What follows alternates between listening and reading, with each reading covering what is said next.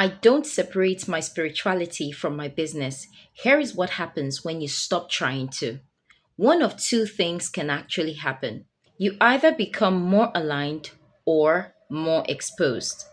Now, you see, business has a way of revealing what you actually believe and not just what you say you believe. For some people, spirituality stays in the background. It is something practiced privately or discussed occasionally or even disconnected from money, visibility, leadership, and decision making. The moment you stop dividing the two, your business starts becoming an extension of your values, a reflection of your inner state, and a test of your integrity. And that changes everything. One or all of these will begin to happen. One, your business stops feeling hollow.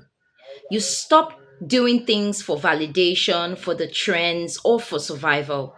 You begin to do your business with intention. Now, not everybody will key into this, but the right people will resonate with you. Two, you become harder to manipulate. When your spiritual grounding is real, you stop chasing every strategy out of fear. You become more discerning about partnerships, audiences, money, what success is costing you. As a matter of fact, this makes you anchored and not passive. Three, your intuition becomes part of your leadership. You still use strategies, learn marketing, improve systems, but you stop treating your intuition like it has no place in business. Four, your audience begins trusting you differently. When you are spiritually aligned in your work, there is more honesty, consistency, less performance, less desperation for approval. This builds trust, real trust. Five, you may lose alignment with certain spaces. This actually matters.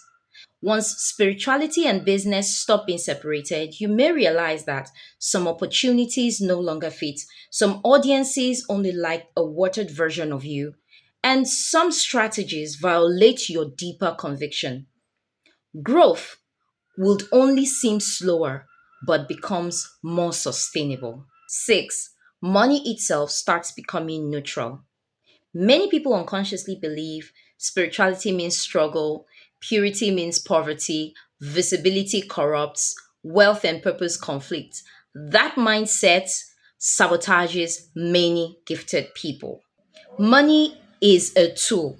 What matters is how it is earned, what it is attached to, and who you become while pursuing it. A spiritually aligned business is not anti profit, it is anti disconnection, especially in parts rooted in ordinala. Igbo spirituality. Spirituality was never originally separated from trade, leadership, community, art, healing, or daily life. Integration tends to create wholeness, and wholeness tends to create power. How are you able to incorporate spirituality and business?